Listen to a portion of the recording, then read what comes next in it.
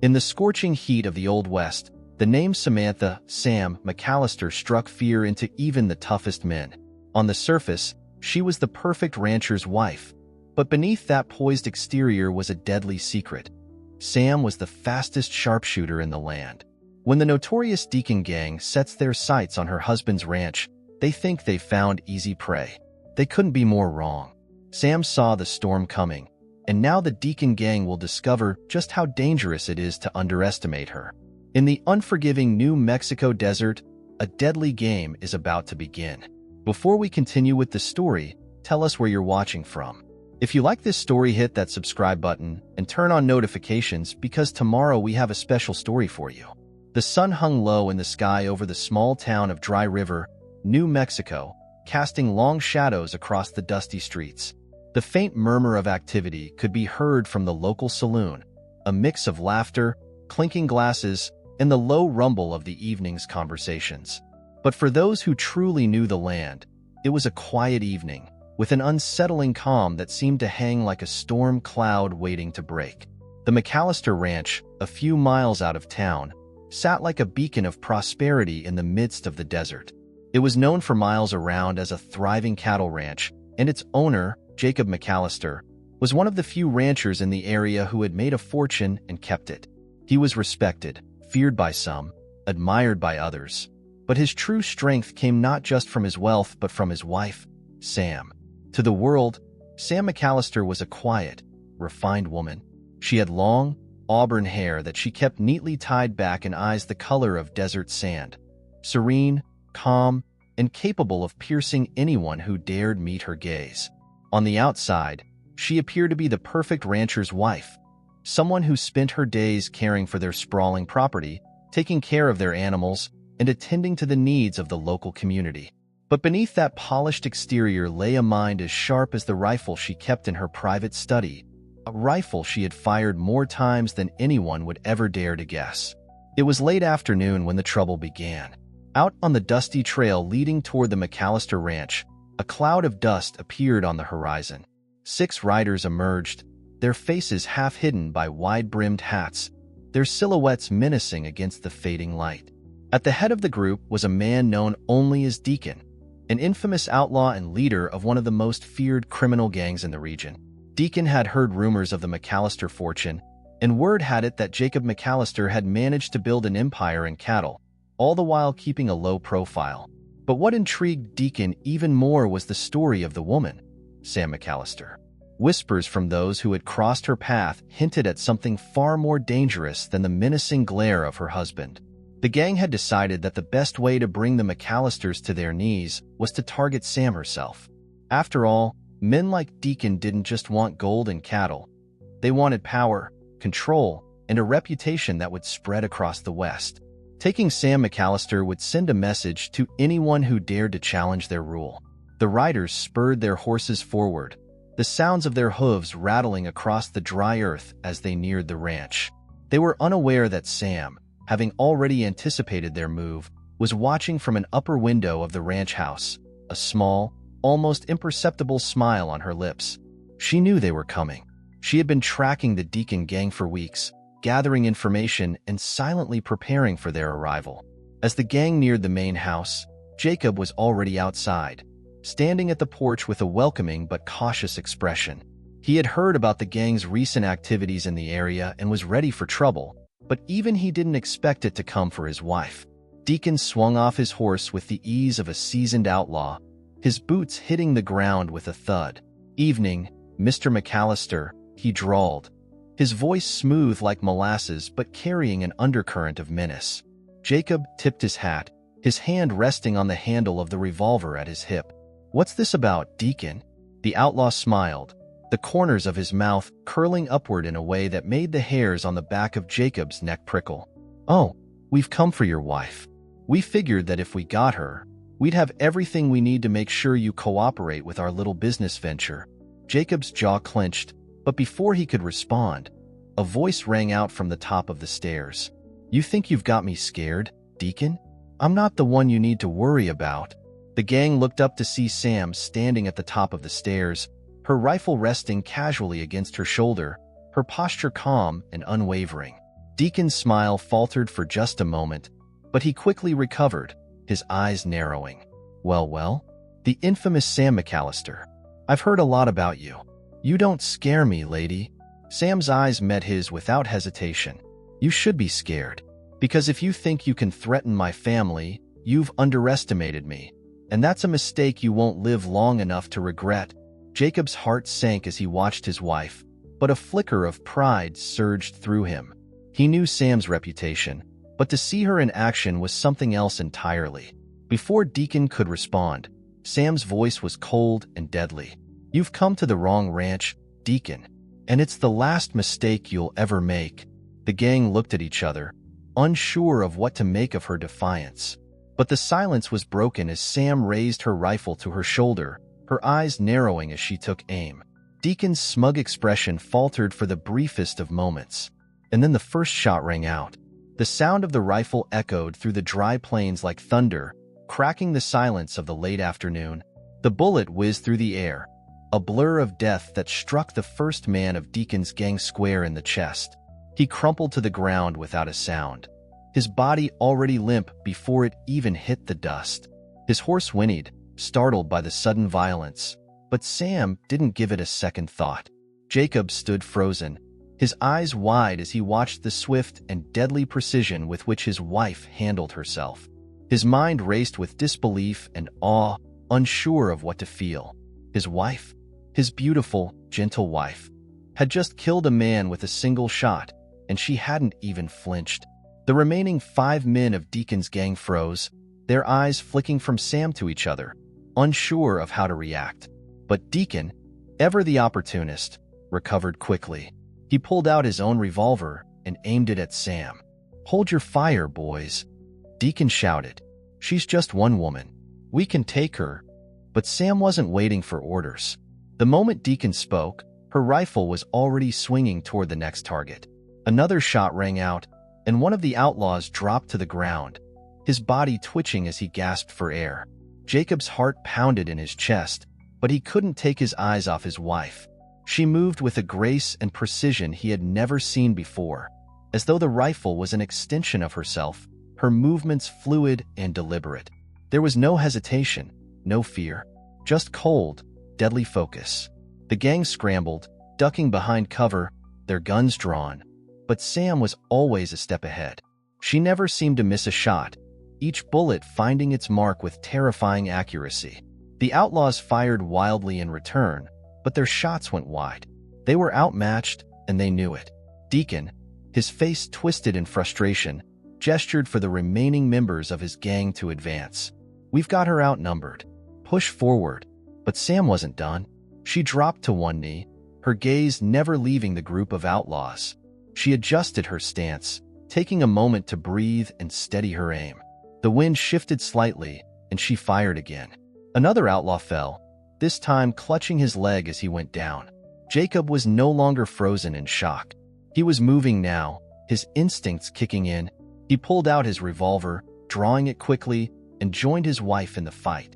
He wasn't a sharpshooter, but he had spent enough time on the range to hold his own. His shots weren't as precise as Sam's, but they kept the gang's attention off her for a precious moment. "Stay down," Sam shouted to him, her voice calm and controlled, despite the chaos unfolding around them. She fired again, and one of Deacon's men went down with a bullet to the chest. Deacon cursed under his breath. The fight was quickly turning against him. They had underestimated her, and now they were paying the price. His mind raced. If they didn't get out of here soon, they'd all be dead. "Retreat," Deacon shouted, but it was already too late. Sam had positioned herself perfectly, and before anyone could move, she fired once more. A sharp, deadly crack echoed, and Deacon's second-in-command was dropped from his horse. The remaining 3 outlaws, their faces pale with fear, looked around frantically for an escape route, but the only way out was through the woman who had already brought down half of their crew. Deacon's eyes flicked to Jacob, who was still at the edge of the porch, his gun raised but his hands shaking. "You think you can win this, McCallister?" Deacon spat, his voice laced with venom. "You're out of your league, both of you." Sam lowered her rifle, her stance unwavering. Her voice was as calm as ever. The only thing I'm out of is patience. You made a mistake coming here." The remaining outlaws hesitated. The tension in the air was thick, the kind of silence that hung heavy just before a storm. Then, with a sudden, desperate movement, one of the men lunged forward, his revolver raised towards Sam. Jacob's heart skipped a beat. Sam's eyes locked onto the outlaw's wrist. Her fingers squeezed the trigger, and with a sharp crack, the man's gun was knocked from his hand. He cried out in pain, clutching his arm as he stumbled back. But Sam didn't give him a second chance. She fired again, and the man collapsed without another word, his body thudding heavily to the ground. Deacon watched in disbelief. There were only 2 of his men left, and they weren't much of a threat anymore. His gut twisted with anger and fear, and for the first time in years, he realized the extent of his mistake. The McCallisters were no ordinary ranchers, and Sam McCallister was no ordinary woman. His hand trembled as he slowly reached for his own pistol. It wasn't enough. He wasn't enough. The final outlaw, his eyes wide with terror, took one last desperate look at Sam, his face pale as death, and then he bolted. He ran toward his horse, but it was no use. In the blink of an eye, Sam's rifle cracked once more, and the man's knees buckled. He fell to the dirt, never even getting the chance to scream. Deacon, now alone, stared at the McCallisters, his face a mask of defeat. For the first time, he was the one who was vulnerable. He slowly raised his hands in surrender, his eyes wide with fear. "Please, please don't kill me," he pleaded, his voice cracking. Sam's gaze never wavered, her rifle still aimed at his chest. "You made the mistake of underestimating me, and that's the last mistake you'll ever make."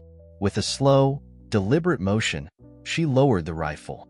Deacon's eyes flickered with a momentary spark of hope, but it quickly died as she pulled her revolver from its holster. The shot was quick, merciless, and final. Deacon fell without a sound, his body hitting the ground with a dull thud. Sam stood there, breathing heavily but steady, her eyes never leaving the body of the man who had threatened everything she held dear. She didn't feel relief, nor joy. There was only the cold satisfaction of knowing she had protected her family. Jacob approached her, his footsteps hesitant. "Sam," he didn't know what to say, his voice thick with emotion. Sam looked at him, her expression unreadable. For a moment, there was only the sound of the wind, the distant call of a coyote, and the rustling of the dry grass. "We need to make sure they're not coming back," she said, her voice steady. "This isn't over." Jacob nodded. He didn't question her. He couldn't. He had just seen what she was capable of, and he knew, deep down, that this was only the beginning. The sun was sinking lower in the sky as the last remnants of Deacon's gang lay scattered across the dusty ranch grounds. The wind began to stir, the faint gusts carrying the acrid smell of gunpowder and death through the air. Sam McCallister stood over the fallen bodies, her rifle now slung over her shoulder, the weight of it somehow lighter than it had been moments ago. The tension in her muscles had started to fade, but her eyes were sharp, alert, always watching. Jacob stood beside her, his gun still drawn, though it hung loosely in his hand. His mind was racing. What had just happened? How had he not known the extent of his wife's abilities? How had he not seen the woman who stood before him? This fierce, unflinching warrior that had just single-handedly taken down a gang of ruthless criminals. Sam glanced at him, her face unreadable. "We've got to move, Jacob. They won't be the last to come looking for us." Jacob blinked, shaken from his thoughts. "But what do we do now? This was just one gang. Who else knows about us? Who else wants to make us a target?" Sam's gaze turned cold, her voice low and deliberate. Deacon wasn't the leader. He was a pawn in a much bigger game. And if we're not careful, they'll come for us again. Only next time, it won't be just a handful of men. Jacob's stomach turned at her words. He knew she was right. Deacon's gang had been ruthless, but they weren't the masterminds behind all the chaos. Someone else, someone far more powerful, was pulling the strings. "I'll start burying the bodies," Jacob said quietly, already turning toward the barn, where the tools for the grim task awaited. His mind was reeling. He wanted to say more, ask her questions, demand to know who had trained her, how she had learned to be so deadly. But something about the way Sam held herself made him hesitant.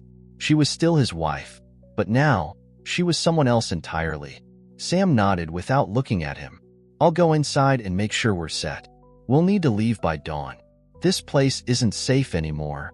Jacob nodded in agreement and went to work, but as he moved away, he couldn't shake the weight of the silence between them. They had been through tough times before, but this felt different. He had seen Sam fight like a woman possessed, taking lives without hesitation. He had never imagined she could do such things, even though he had heard the rumors.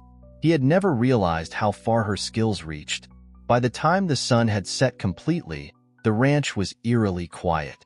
The sky had shifted to a deep shade of purple, the stars beginning to make their appearance as the firelight flickered in the distance. Jacob was sitting on the porch, his hands resting in his lap, as he watched Sam move inside and out of the house with the fluidity of someone who knew exactly what she was doing. She had cleaned up, changed into a new set of clothes, and was now preparing supplies for the journey ahead. It was as if she was a different person entirely. Her every movement purposeful, her demeanor colder, more guarded than before. He had never seen her so distant. She came outside after a few moments, standing at the base of the porch steps. "We need to leave tonight," she said flatly. "We can't wait for dawn. I've already seen them, the shadows on the ridge. They're circling." Jacob stood, his throat tight. He had never seen her so sure of herself, but there was no question in his mind now. She was right. They were being hunted. They needed to move fast, and they needed to be smarter than their enemies. "Who are they, Sam?" Jacob's voice was hoarse, the words weighing on him. "Who's behind all this? What have we gotten ourselves into?" Sam didn't answer immediately. She was looking into the distance, her eyes scanning the horizon, her lips pressed into a firm line. Her face was set in a grim expression, and for a brief moment, Jacob could see the pain behind her eyes, the burden she carried in silence. "The Deacon gang," Sam began slowly, her voice steady, "was just a small piece of a much larger network. They've been running jobs for a man named Nathaniel Riggs. He's been making a fortune off extortion, cattle rustling, and illegal dealings with corrupt lawmen, politicians, and railroad barons. Riggs is the one who's been sending his men to harass and intimidate ranchers like us." Jacob swallowed hard, feeling the weight of her words crash down on him. Riggs. The name was familiar, but he had never connected it to the chaos they had been facing. It was like a storm that had been brewing for years, and now it was finally coming for them. "And you?" Jacob began hesitantly. "You've known about him this whole time? You knew this was coming?" Sam didn't look at him as she spoke, her voice distant, her thoughts seemingly elsewhere. "I've been tracking Riggs and his operations for years. I've been collecting evidence, gathering intel, trying to build a case against him. But every time I get close, he's always one step ahead. He has eyes everywhere." Jacob shook his head in disbelief. "Why didn't you tell me? We could have fought this together." "We are fighting this together," Sam interrupted sharply, turning to face him. "But this is bigger than both of us, Jacob. You've built your ranch, but I've been building a war chest. I've been preparing for this moment for a long time." The word struck him hard, and for the first time, he understood. Sam had been more than a rancher's wife. She had been a soldier in a war he hadn't even known was being waged. She had carried the weight of this burden alone for too long, and now it was his turn to help her carry it. "We'll stop him," Jacob said quietly, his voice filled with newfound resolve. "I don't care how big his empire is. We'll stop him." Sam studied him for a moment, her eyes searching his face, as though weighing his sincerity. Then she gave a brief nod. "Tomorrow, we ride," she said softly. "Riggs is a dangerous man, and he won't go down easily. But I've already seen enough. He'll be our target now." As the night stretched on, the McCallisters sat side by side on the porch, the firelight casting shadows across their faces. In that moment, there was no longer any room for doubt. Sam had revealed the truth, and Jacob was ready to fight alongside her. Tomorrow, they would take on Nathaniel Riggs, and they would do it together. The chill of the early morning air bit at their skin as the McCallisters saddled their horses and prepared for the ride ahead. The moon had not yet fully given way to the dawn, but the sky was lightening, a faint hint of orange creeping across the horizon. The ranch house stood behind them, silent and empty now, its walls bearing the remnants of the chaos that had unfolded only hours before. Sam McCallister took one last glance at it, her eyes narrowing, as though committing every detail to memory. "It's done," she muttered under her breath. "We leave nothing behind." Jacob stood beside her, his own eyes steely as he adjusted the reins of his horse. "We'll come back for the rest later. Riggs won't rest until we're gone. But we can't fight this war from the ranch. Not anymore." Sam mounted her horse with practiced ease, her body moving fluidly as though she were born in the saddle. "The first thing we need is information. We need to find where Riggs is hiding and how he's moving his men." Jacob swung up into the saddle beside her, his face determined, but his mind still buzzing with the gravity of what was unfolding. They were no longer just defending their home. They were hunting down a criminal empire that had been feeding on fear for years, and they were doing it alone. The thought gnawed at him. He had never imagined that his life, his quiet existence with Sam, would be turned upside down like this. And yet, here they were, two ranchers on the run, with nothing but their wits, their guns, and a hunger for revenge.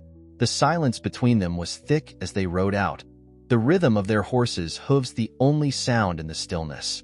Sam led the way, her gaze constantly sweeping the surrounding landscape, her hand never straying far from her rifle.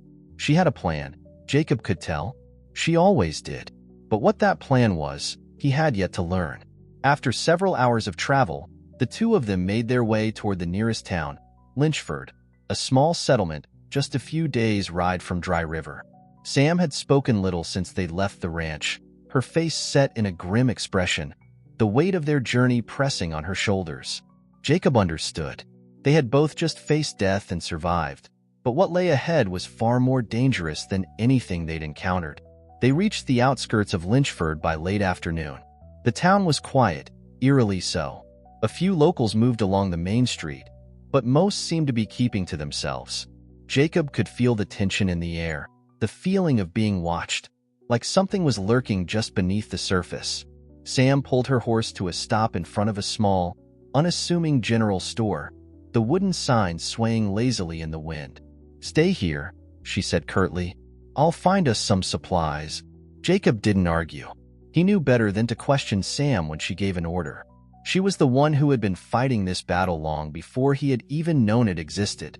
He watched her disappear into the store, the sound of her boots on the wooden floor disappearing as the door swung shut behind her. His mind raced as he waited, his thoughts shifting between the past and the future. How had he never realized what his wife was capable of?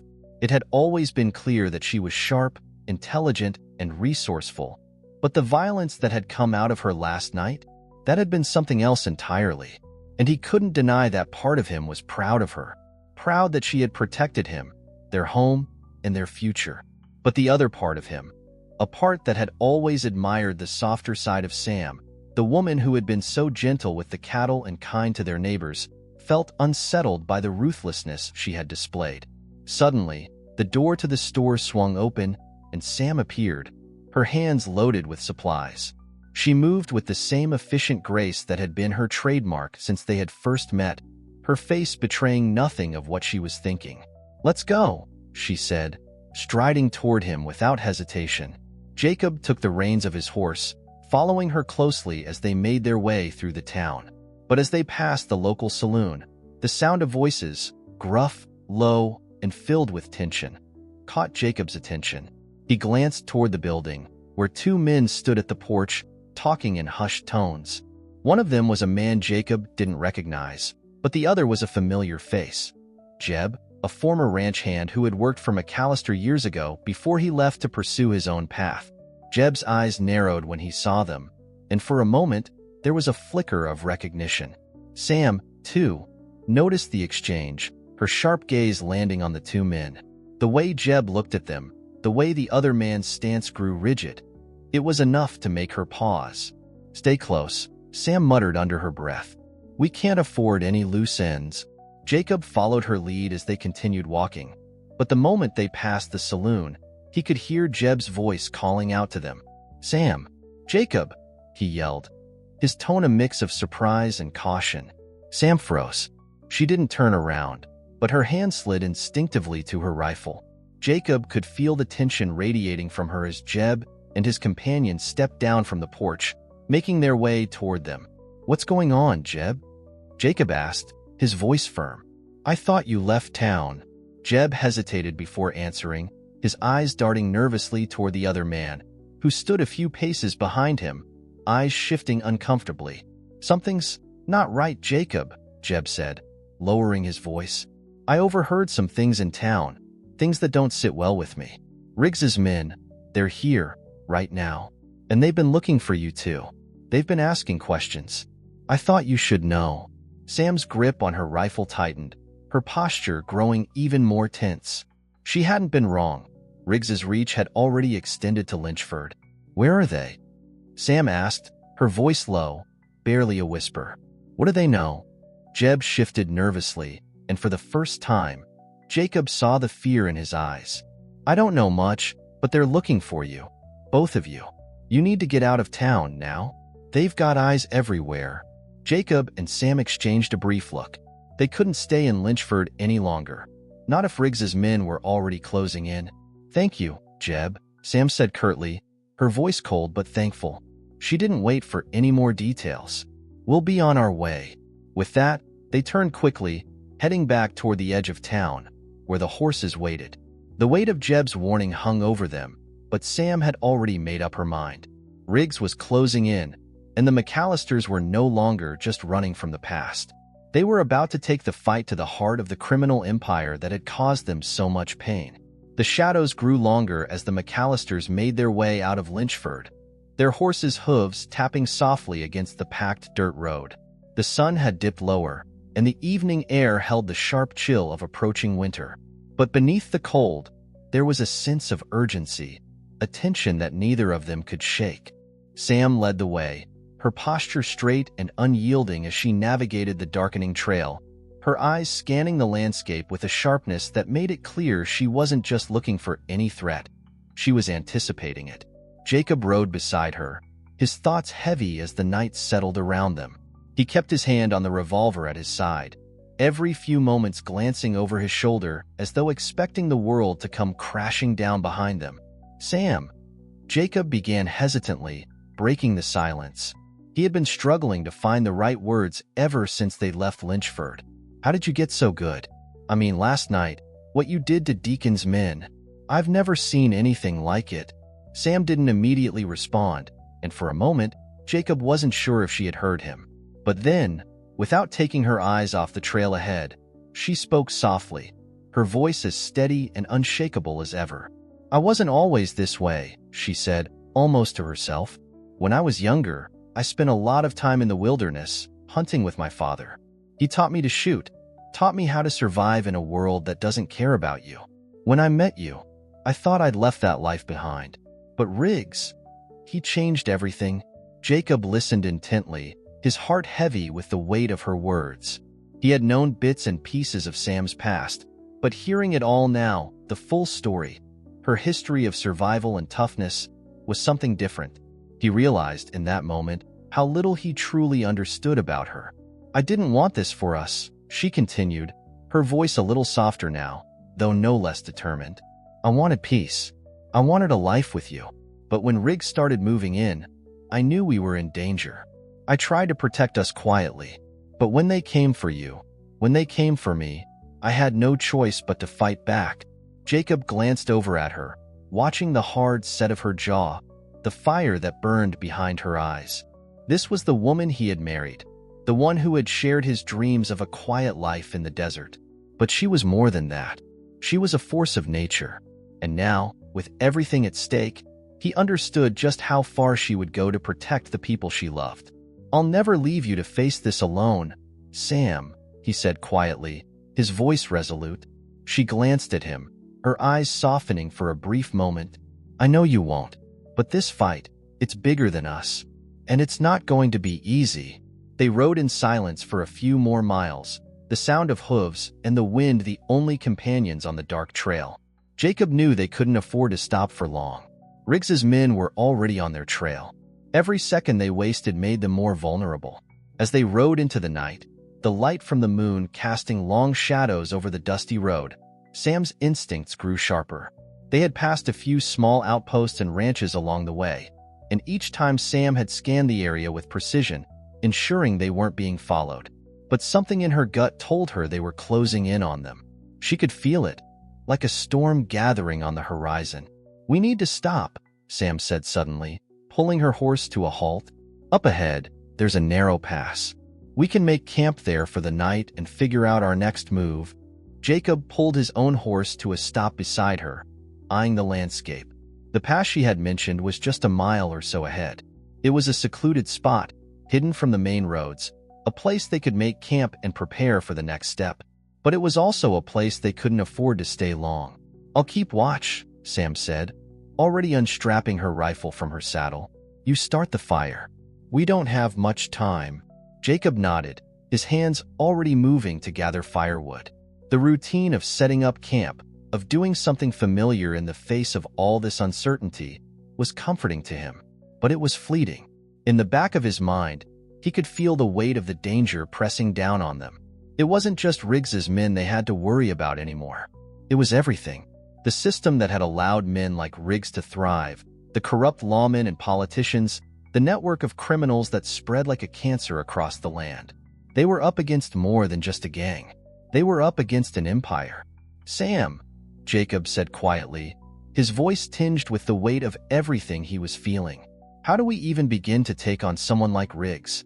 Sam paused, her rifle trained on the horizon as she surveyed their surroundings. She didn't turn to him immediately, but when she did, there was a certain calm about her, one that Jacob recognized. It was the same calm she had worn when she took down Deacon's men, that same unshakable focus. "We start small," she said. "We cut off their resources, disrupt their operations, weaken them from the inside. We make it clear that they're not untouchable. Riggs thinks he's invincible, but he's not. We just need to find a way in." Jacob wasn't sure what that would look like, how they could even get close enough to make a difference. But the determination in her eyes gave him hope. Sam had been building this plan for years, preparing for this fight in ways he couldn't even comprehend. "Where do we start?" he asked, his voice steady now, as though the plan had already taken root in his mind. "Lynchford was just the beginning," Sam replied. "There's a man named Eli Davis, a former associate of Riggs. He knows where Riggs is hiding, and he's been trying to break free for years. If we can find him, we can get the intel we need to hit Riggs where it hurts." Jacob nodded, understanding now. This wasn't going to be a fight of brute force. It would be one of strategy, of finding allies and taking down the Empire piece by piece. Sam's gaze softened, just slightly, as she looked at Jacob. "We're not alone in this. There are people who want Riggs gone. But we can't do it without each other." Jacob smiled, the weight of his own resolve settling over him. "I'm with you, Sam. All the way." They sat in silence for a few moments longer, the crackle of the fire and the distant sounds of the night filling the air. There was no telling what the future held, how long the road would be or how many battles they would have to fight. But one thing was certain, they weren't going to run. They weren't going to hide. Tomorrow, they would find Eli Davis. The fire crackled as the moon hung high above the pass, casting its pale light across the rugged terrain. The night was cold, but the warmth from the flames offered a small comfort. Sam sat beside the fire, her eyes scanning the darkness beyond the flickering light, her mind sharp and calculating. Jacob had taken the first watch after they ate, and despite his initial unease, he was growing used to the rhythm of their new life on the run. He knew better than to ask questions when Sam gave orders, but the way she carried herself, so confident, so unfaltering, made him believe that somehow they would come through this. "Get some rest," Sam said, her voice cutting through the silence. She looked over at Jacob, who was still fidgeting with his rifle. Jacob hesitated. He had never been the type to sleep easily in dangerous situations, especially now that they had so much at stake. But Sam was right. They couldn't afford to be sleep-deprived. He nodded slowly and settled beside her by the fire, but his mind was still far from calm. "I don't know how you do it," Jacob said quietly, his voice hoarse from the dust and tension. "You've been at this for so long. I mean, before all this." You're not scared? Sam's eyes flickered toward him, but she didn't respond immediately. The firelight danced in her face, casting shadows across her sharp features. Fear doesn't have a place in this kind of fight, she said at last, her tone almost like a lesson she had learned long ago. Fear will make you hesitate. Hesitation will get you killed. Jacob nodded, though he wasn't sure he entirely understood. He had seen fear in her eyes, brief glimpses, flashes of something human behind the unflinching warrior she had become, but it was always gone before he could address it. It was almost as if Sam had pushed the emotion so deep inside herself that she could ignore it altogether. She shifted her weight, her posture relaxed, but Jacob noticed how her hand still rested near the rifle at her side. Always ready. You're here now, Jacob, and that means you're part of this. We'll face it together. It was that reassurance, the simplicity of it, that made Jacob feel like they might just make it through. Together. He leaned back against his saddle, his eyes flickering to the stars above. But the thought of Riggs, his empire, and the enemies they had yet to face kept his mind spinning. He couldn't imagine what it would take to bring down someone like that, someone who had been building his criminal network for so long. The enormity of the task seemed impossible, but Sam had never thought of things as impossible. She had always believed in finding a way. The next morning, the two of them set out at first light, the sky a soft pink as they made their way west toward the town of Ojo Caliente, where they hoped to find Eli Davis, a man who had been part of Riggs's inner circle. Sam had mentioned him only briefly the night before, but it was clear that Eli was a man who could help them in their mission. The plan was simple: find him, convince him to join their cause, and use the information he had to take Riggs down piece by piece. The ride to Ojo Caliente was slow, but they didn't rush. They were careful not to attract attention, taking back roads and avoiding the main trails. Sam's instincts were sharp, always scanning the horizon, looking for any signs of danger. Jacob couldn't help but admire her in those moments, how she carried herself with such grace and precision, moving like a shadow through the land. By mid-afternoon, they arrived in the small town of Ojo Caliente, a place that seemed to be just barely hanging on. It wasn't much of a town, just a few weathered buildings, a saloon, a small general store, and a post office. The place looked like it had been left behind by time, worn down by the harsh conditions of the desert. But it was the perfect place to lay low, to find someone who wanted to disappear. Sam pulled her horse to a stop in front of the saloon, glancing around the street. We'll have to be careful here, she said, her eyes narrowing. Riggs's men could be anywhere. They could be watching. Jacob nodded, feeling the weight of her words settle over him. This was no longer just a fight for survival. It was a fight for control of everything. They were up against a vast network, one that stretched far beyond the reaches of Dry River and Lynchford. But they had a plan. They had a target. And for the first time in a long while, Jacob felt a flicker of hope. The two of them dismounted and made their way inside the saloon, the heavy wooden door creaking as they entered. The dim light inside was enough to make the room feel oppressive, and the smell of stale beer and tobacco lingered in the air. A few men sat at the bar, their voices low as they whispered to one another, casting occasional glances at the newcomers. The bartender looked up briefly, then went back to polishing a glass, uninterested. Sam's eyes swept over the room, landing on a man sitting at a corner table. He was older than most of the men in the room, his face weathered by years of hard living. But there was something in his eyes that caught her attention. He wasn't like the others. He wasn't just another drifter or gunman. This man had purpose. That's him, Sam said under her breath, nodding toward the man in the corner. Jacob looked at her, unsure of what she had seen, but trusting her judgment. Eli Davis? Sam didn't respond. Instead, she made her way toward the table, her footsteps purposeful. Jacob followed her, his hand resting on his revolver as they approached.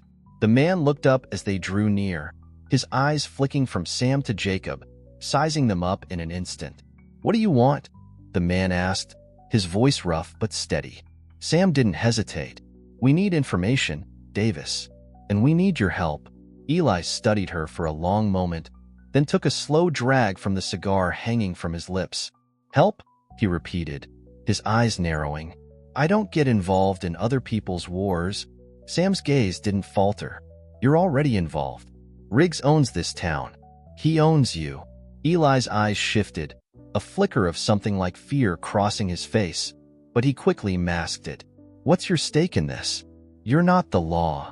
I'm the woman who's going to take Riggs down," Sam replied quietly. "And I need you to help me." For a long moment, Eli said nothing. Then, with a reluctant sigh, he leaned forward, his voice low. "I don't know what kind of mess you two have gotten yourselves into, but if you want Riggs, you'll need more than a few guns and some bad ideas. You'll need an army." Jacob's chest tightened. They had already come this far, and now, it seemed, they were only scratching the surface of what it would take to bring Riggs down. "We'll do whatever it takes," Sam said, her voice steely. "We'll start with you." Eli leaned back in his chair, a cynical smile creeping across his face. "Well then, looks like we've got ourselves a deal." The deal with Eli Davis had been made, but the next steps were far from clear. As Sam and Jacob sat in the dusty, dimly lit saloon, Eli outlined the grim reality they were facing. Riggs's criminal network was vast, more like a spiderweb than a simple empire, and Eli had spent years in its clutches. He knew the ins and outs, the players, and most importantly, he knew how they thought. But he also knew that no one who went up against Riggs ever walked away unscathed. "You want to hit Riggs where it hurts," Eli said, his fingers drumming slowly on the table as he looked over at Sam. "Well, the first step is getting close. And that's going to be harder than you think. Riggs's men have eyes everywhere. On every street corner, in every town, even in the law." Sam leaned in, her voice low but steady. "We don't need to get close to Riggs right away. We need to get to his resources, his people. If we can cut off his supply lines, take out his trusted men, we'll put him on the defensive. And once we've got him reeling, that's when we strike." Eli eyed her for a long time, his face unreadable. Then, finally, he nodded. "I've got a contact, someone who works for Riggs on the inside. A man named Tom Feller. He's a gambler, but more importantly, he handles Riggs's money. If anyone knows where Riggs is storing his wealth, it's Feller." Jacob, who had been listening intently, spoke up. "Where do we find him?" Eli smirked, the kind of smile that didn't quite reach his eyes. "Feller's got a problem. A big one. He's been losing at cards, and Riggs doesn't take kindly to that. I'd bet he's holed up in the gambler's den over in Silver Creek, trying to win enough to cover his debts. You want to find him, that's your best bet." Sam didn't hesitate. "Then that's where we'll go." By morning, the McCallisters and Eli were back on the road. The small town of Silver Creek was a few days' ride to the north, nestled in the foothills of the mountains. It was a place that attracted those with vices, a town built on the sins of men, gamblers, outlaws, drifters, and desperados. It was the perfect hiding place for someone like Tom Feller. The ride was long, the wind whipping through the plains as they cut across open land, the landscape stretching endlessly before them. Jacob rode beside Sam, his mind racing with the weight of what lay ahead. He had always known there would be danger, but now, as they moved deeper into Riggs's territory, it felt as though they were walking a fine line between survival and certain death. And yet, despite the ever-present threat, there was something about Sam's presence that kept him grounded. Her confidence, her unshakable resolve. It was enough to silence the doubt gnawing at the back of his mind. As they neared Silver Creek, Eli slowed his horse, casting a wary glance around. "We'll need to be careful here," he warned. "Feller's a coward, but he's got his back covered. Riggs's men are everywhere." Sam nodded. "Stay close and keep your eyes open. We don't make a move until we know where he is." They rode into town at dusk, the shadows stretching long across the dirt roads. Silver Creek was a small town, but its saloon was anything but. The building was 2 stories tall, with a large, gaudy sign that advertised card games, dice rolls, and whiskey. Sam knew they had to get inside to find Feller, but the question was how to get past the people who were no doubt watching the door. "I'll handle it," Sam said quietly. She dismounted her horse and approached the saloon, walking with purpose. Jacob followed, though he had no idea what Sam planned. As they reached the door, Sam paused for just a moment, her hand on the handle. "Wait here," she said to Jacob, her voice low. "I'll need you to cover me." Jacob had learned over the past few days that when Sam gave an order, it was best to follow it.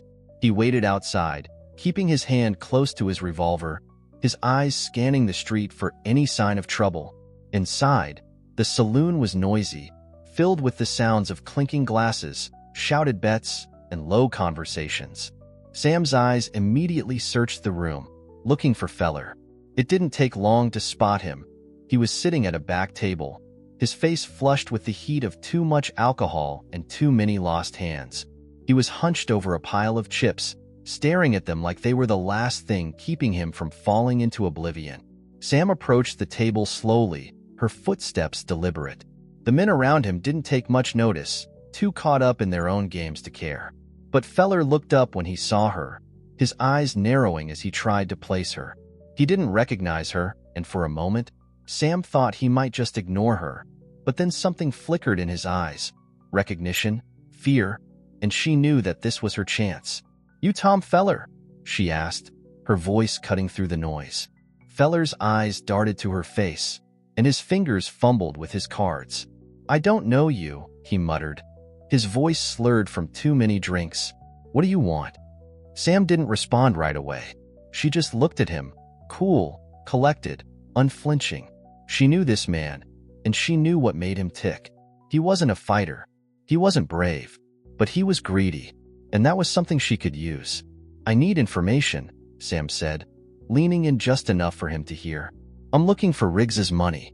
I know you're the one who handles it. I'm here to make sure you can help me find it." Feller recoiled slightly, his face pale. He was sweating, his mind clearly spinning with the implications. "I don't know what you're talking about," he stammered, his voice rising in pitch. "I don't have anything to do with Riggs. Nothing." "You're mistaken." Sam smiled, but there was no warmth in it. "I'm not mistaken, Tom. I know you've been losing money to the wrong people. Riggs won't be forgiving if you don't come up with what you owe him. But I'm not here to collect. I'm here to make sure you can help me." Feller's eyes darted nervously around the room, and for a moment, Sam thought he might bolt. But then, slowly, he leaned forward, lowering his voice to a near whisper. "What do you want from me?" he asked, his voice barely audible. "I want to know where Riggs's money is hidden," Sam said, her voice calm and deadly. "Tell me where it is, and I'll make sure Riggs doesn't come for you." Feller hesitated, his eyes filled with fear. It was clear that he was weighing his options, and Sam knew that if she pushed too hard, he might panic. So she leaned in, her voice softer now, almost reassuring. "You don't want to end up dead, Tom, and you don't want Riggs coming after you. I'm giving you a chance to make the right choice." There was a long pause as Feller's mind churned. Finally, his shoulders sagged, and he nodded, the last of his bravado slipping away. "I'll tell you where it is," he said, his voice barely above a whisper. "But you've got to promise me. No one else finds out." Sam's eyes narrowed. "I promise." Feller's lips trembled as he leaned closer, his voice shaking. "There's a cabin just outside of Dry River. Riggs's men have been moving the money there for weeks. It's hidden in the floorboards." Sam stood up, a faint smile curling at the corner of her lips. "Thank you, Tom. I'll take it from here."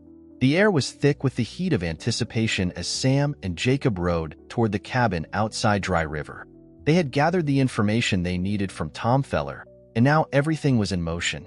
The money, Riggs's most valuable asset, was hidden in a small, secluded cabin just beyond town. It was the perfect place for the criminal empire to stash its wealth, but it was also the perfect place to strike.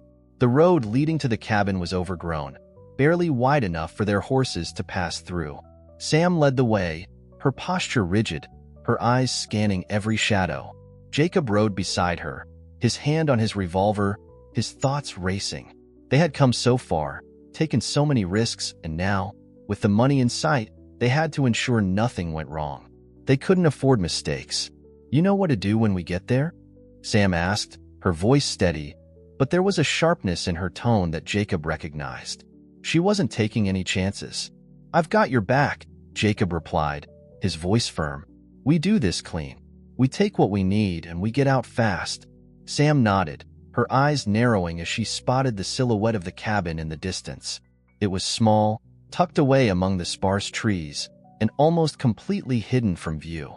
Riggs's men had likely been using it as a storage facility for months, perhaps even longer. But now, it would be the site of their downfall.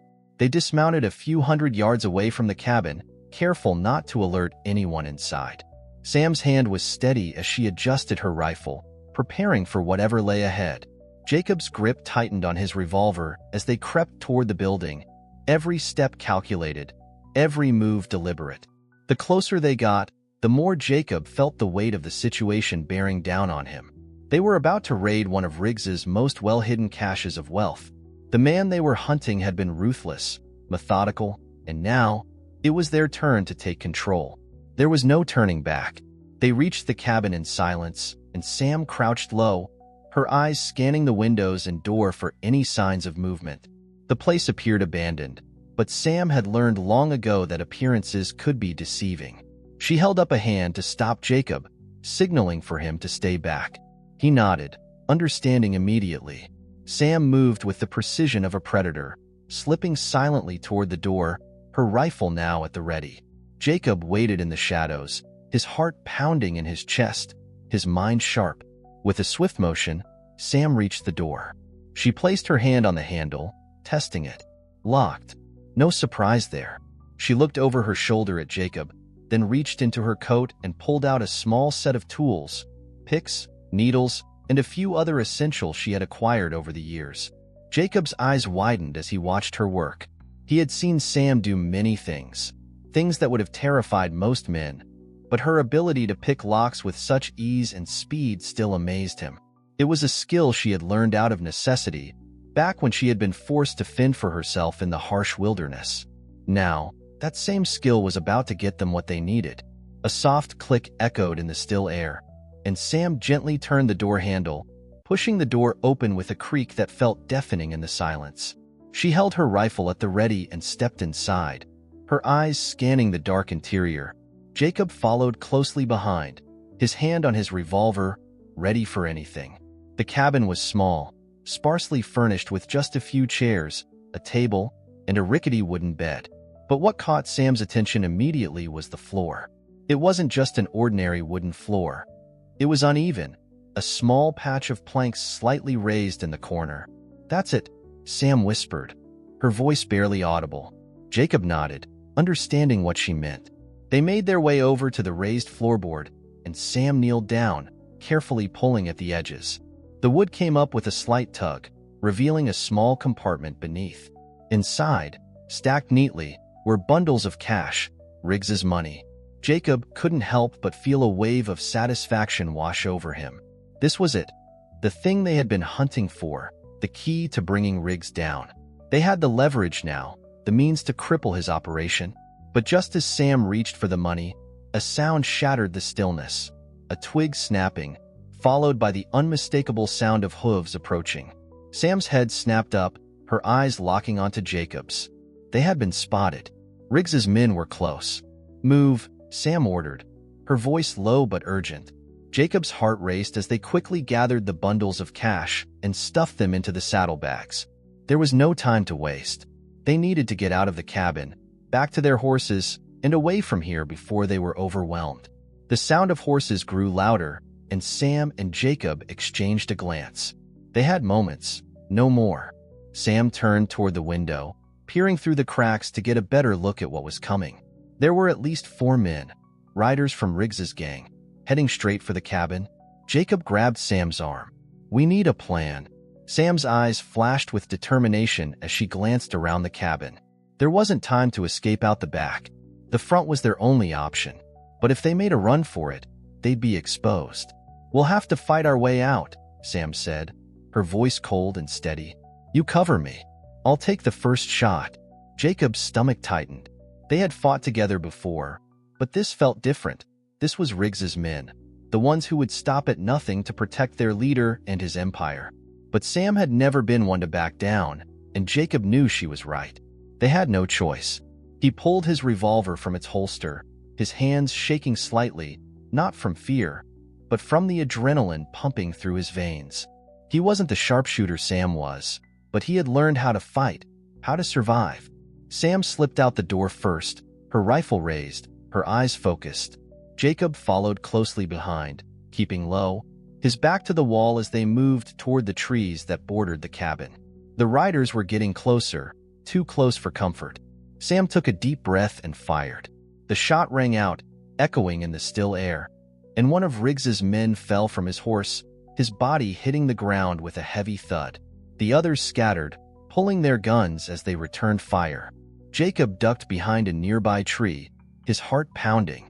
He could hear the shouts of the outlaws, the clink of metal as they scrambled to get a better position. But Sam was in control. Her rifle cracked again, and another man went down. Jacob fired back, his aim true, though not as fast as Sam's. The remaining two men hesitated, realizing they were outmatched. One of them turned to flee, but Sam's shot was faster. He crumpled to the ground without a sound. The last man stood his ground, his eyes wide with fear as he tried to reload his revolver. But before he could, Sam's rifle sang again, and he fell, his weapon clattering to the ground beside him. For a moment, there was only silence. Sam and Jacob stood in the clearing, their chests rising and falling with the weight of the fight. The danger had passed. This time, Sam looked at Jacob, her expression unreadable, but her eyes held something deeper, something that Jacob couldn't quite place. "You did good," she said, her voice softer now. Jacob let out a breath he hadn't realized he was holding. "We need to move, Sam. They'll be back."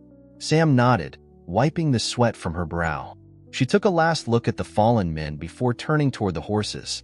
"Let's go," she said, her voice steely once more. "We've got a war to win." The ride back to Dry River felt like an eternity. The weight of the money they had just stolen from Riggs's men weighed heavily on Sam's shoulders, but it wasn't the burden of gold that gnawed at her. It was the knowledge that their plan was only one piece of a much larger puzzle, and that puzzle was getting more dangerous with each passing moment.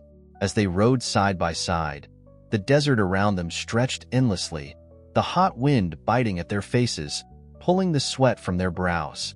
Sam's eyes were fixed ahead, scanning the horizon, always alert, always on edge. She knew they had made enemies, but it wasn't just Riggs's men they needed to worry about. The real fight had only just begun. Jacob, however, couldn't shake the rush of the encounter. His heart was still pounding from the firefight at the cabin. It had been fast, too fast, and for a moment, he had been sure they wouldn't make it out. But Sam had been there, steady and precise, leading the way like the warrior she was. He was just following in her footsteps, doing his best to keep up. "Sam," Jacob said, breaking the silence, "what happens now?" Sam didn't answer immediately. She let the question hang in the air for a few moments, her expression unreadable, her mind already calculating the next step. "We head to Dry River," Sam said at last, her voice sharp. "We'll stash the money and then figure out how to use it. We need to hit Riggs hard, but we can't do that until we weaken his grip on the region." Jacob nodded. He understood. This wasn't just about a robbery or a fight. This was about dismantling an empire, one piece at a time. And if they were going to take Riggs down, they had to be smart about it. As they neared Dry River, Sam's focus never wavered. She had been through so much, and yet there was something in her eyes. Something fierce, something unyielding, that kept her moving forward. Jacob couldn't help but admire her. She had the heart of a lion, and it was that heart that had kept them both alive through the worst of it. By the time they reached Dry River, the sun was dipping low in the sky, painting the desert with hues of gold and crimson. The town streets were quiet, the usual bustle of activity replaced by a sense of stillness. It felt as though everyone was holding their breath, waiting for something to happen. The tension in the air was palpable, and Jacob knew it had nothing to do with the fading daylight. It had everything to do with the war they were about to start. The McCallisters rode into town with their heads high, but their eyes were scanning every corner, every alley. They had just stolen from one of the most dangerous men in the West, and they had no illusions about the kind of retaliation they would face. Riggs would come for them, and when he did, they needed to be ready. Sam led the way to their ranch, the familiar sight of their home a small comfort in the midst of the storm that was brewing. But as they dismounted and entered the house, Sam's instincts told her something was off. The doors were slightly ajar. The The lights inside flickered dimly. It didn't feel right. "Stay alert," Sam said to Jacob, her voice low. They moved cautiously through the house, checking every corner, every room, every window. There was no sign of forced entry, but something was wrong. The feeling of unease grew stronger with each passing second. It wasn't until they reached the study that they found the first sign of trouble. The door was wide open, and the desk inside had been overturned. Papers were scattered across the floor, and the safe, where they had stashed the money, was wide open, its contents gone. Sam's jaw clenched, her fists tightening at her sides. "Damn it," she hissed under her breath. "They've been here." Jacob's face went pale as he took in the sight of the empty safe. How did they find us?" "They've been watching us," Sam said, her voice cold with realization. "Riggs's men must have followed us back from the cabin. They knew exactly where we were going." Jacob's heart sank. They had lost everything. The money, their leverage, the one thing that had been their ticket to taking down Riggs. And now, it felt like everything they had fought for was slipping through their fingers. "We've got to move," Sam said, her tone final. "We can't stay here. Not with Riggs's men this close." Jacob nodded, the reality of the situation setting in. The town was no longer safe for them. Riggs's influence had reached farther than they'd realized. They had underestimated him, and now they were paying the price. As they moved quickly through the house, gathering what little they could carry, Sam's mind raced.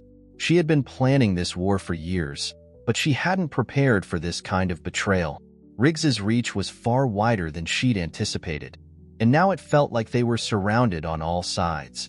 "We can't go back to Dry River," Sam said, her voice tense with determination. "We need to regroup. We need a new plan." Jacob's eyes met hers. He could see the resolve in her eyes, the same resolve that had kept her alive in the most dangerous of circumstances. Sam wasn't giving up, and neither was he. "We'll find a way," Jacob said, his voice steady. "We'll hit him harder than he ever saw coming." Sam nodded, a grim smile crossing her face. "We've still got a few tricks up our sleeves, but this fight's just beginning. And Riggs? He's about to learn that you don't mess with the McCallisters." The next few days were a blur. Sam and Jacob knew they couldn't stay in Dry River any longer, not with Riggs's men so close. They packed what they could, took the few supplies they had left, and left town under the cover of night. They knew the next move had to be decisive. Riggs would never stop hunting them until he had wiped them out completely. As they traveled, Sam kept her eyes peeled for any sign of Riggs's men. They couldn't afford another surprise, not after losing the money. They had to go off the grid, keep moving, keep their heads down until they figured out their next move. Sam wasn't sure how long it would take, but she knew this fight was far from over.